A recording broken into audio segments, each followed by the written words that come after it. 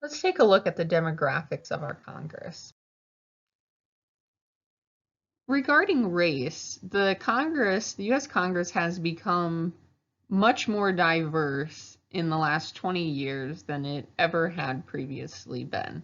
So when we look at this chart here, keep in mind the numbers represent raw numbers of members of Congress who happen to be of a particular race, and this isn't percentages. So keep in mind we have 535 members of Congress.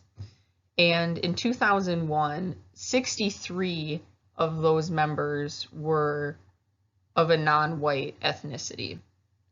Let's compare that to 2021. In 2021,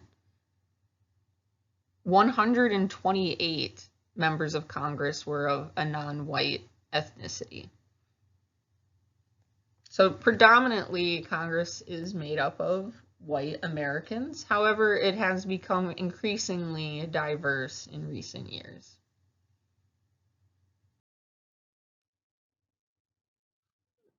Regarding gender, women, they are much more represented in Congress than they ever have been in history.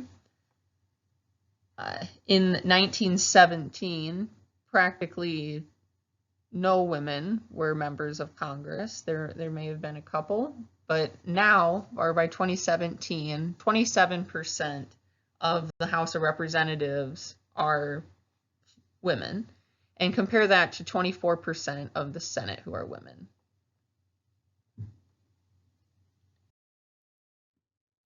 There are less veterans in Congress than there had been in previous decades.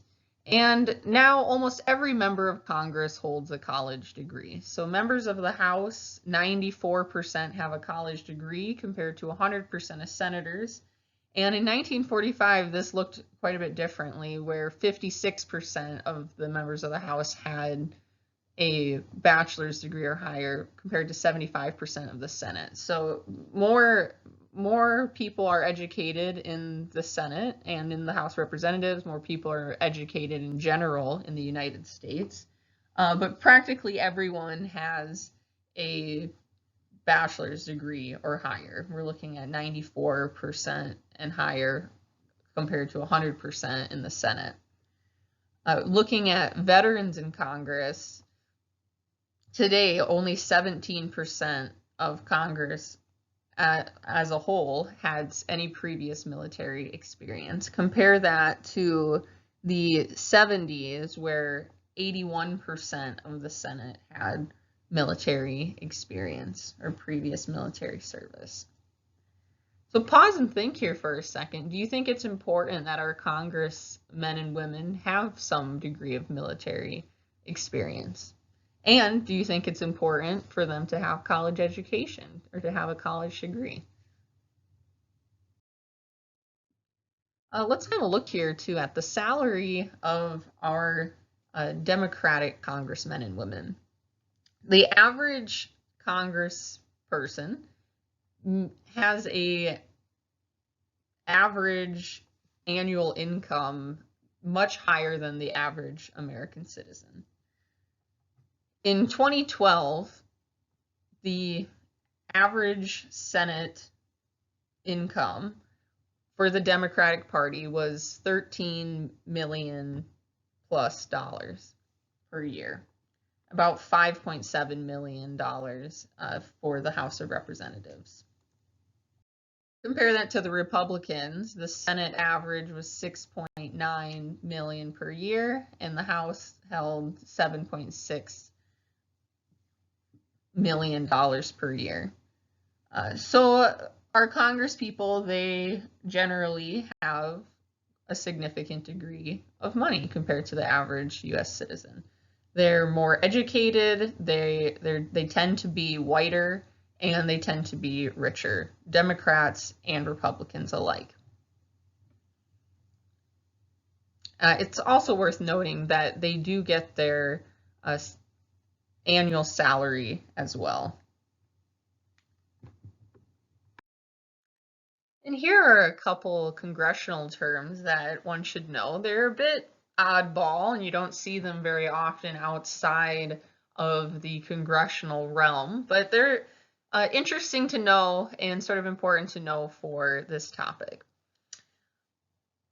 First term, politico-style. So that's a manner of representation in which members of Congress attempt to strike a balance between the interests of their constituencies and the dictates of their judgment and conscience. So we all know that Congress people, they may promise one thing to their constituents and they know what their people want, but then they go to Congress and they have to sort of decide themselves with their own judgment and conscience what the right thing to do is. And that's important. That's why we elect representatives, because we sort of give them that authority to let us know whether or not something could work for the greater good or not. We're leaving the decisions up to their judgment, for better or for worse, depending on who you ask. Another term, a franking privilege, and this is a congressional benefit that permits members to send out official mail using their signature rather than postage. So that's one privilege of being a member of Congress, is you may not have to pay for postage if you send out official mail using your signature instead. Another term, pork barrel politics. This is the effort to enact legislation favoring a legislator's home district, often in the form of costly government spending that may not be advantageous to the country as a whole. So pork barrel politics, that's when a senator or a member of the House, they are too narrow-sighted in wanting to ensure that their district gets what they want, and they're willing to ramp up tremendous spending in order to make it happen. On one hand, that might be a good thing if that's your representative. On the other hand, it might not be as efficient or advantageous to the entire country. Ombudsman is a person who intervenes with the bureaucracy on behalf of individual citizens. So some congressmen may intervene with the bureaucracy in order to help citizens get through the red tape in some way. Casework, the congressional task of handling requests by constituents for information or assistance with the federal bureaucracy. This is something that more representatives in the House have to do compared to senators. So representatives, they have a lot more casework than senators do. Legislative norms, the unwritten rules of acceptable behavior in Congress. So there's this entire decorum that goes along with being a Congress member. And many people probably know how to dress and talk, and the specific rules that go along with working in the legislative branch. Reciprocity, or log rolling. It's a practice whereby two or more members of Congress exchange support for legislation important to each other. So there is this sort of negotiation that goes with being a Congress member. Party whip, a member of each party's leadership responsible for party discipline and attendance for key votes. So the party whip, they're someone that has more responsibility and maybe more party loyalty than others. And they become responsible for doing more work in Congress. The president pro tempore, the presiding officer of the Senate in the absence of the vice president. It's largely an honorific post, and it's usually given to the senior majority party member. The Iron Triangle is another important term to know when we talk about Congress. When we talk about the power within the government, this is sort of a criticism, in a way, of how power is distributed in Washington. And there's this theory that all power is really placed in Congress, the bureaucracy, and interest groups. And this is it's sort of an iron triangle where power is concentrated and flows back and forth amongst each other. I have a few other pieces of information here regarding Congress. One, we've all heard of Capitol Hill, spelled with an O, Capitol Hill. And this is the building in Washington, D.C. where Congress meets. And it comes from the Latin term Capitolium, and this is the name of the temple of Jupiter Optimus Maximus, the protector of the city, on Capitoline Hill in ancient Rome. So again, the United States and its founding fathers, they saw many connections between the United States and ancient Greece and Rome. And they often tried to make this connection through architecture and through language. And this is one such example here, where again, the United States is modeled in a way after a Roman Republic, and the Capitol building, the Capitol on Capitol Hill, is also named after a temple in ancient Rome. So it's not Capitol. The Washington, D.C. is the Capitol, A-L, Capitol. And Capitol, though, is the building where Congress meets. Here's a picture of Capitol Hill and the general layout. You can see the Senate chamber and the House of Representatives chamber. They have two different chambers, but they meet in the same building. And on top of the building, there's the Statue of Freedom, and that's on top of the dome at the top.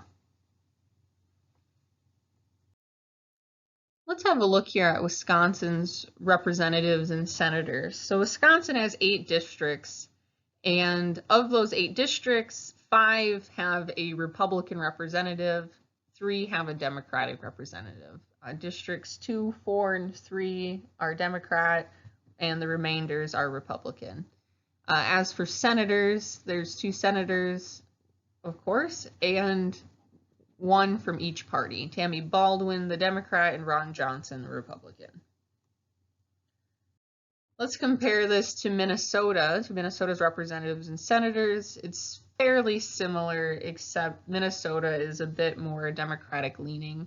I just put this up for comparison because Minnesota is Wisconsin's neighbor, and there are certain similarities. There's also 8 districts, and but it's flipped where 3 are represented by Republicans and 5 are represented by Democrats, and both senators happen to be Democrats.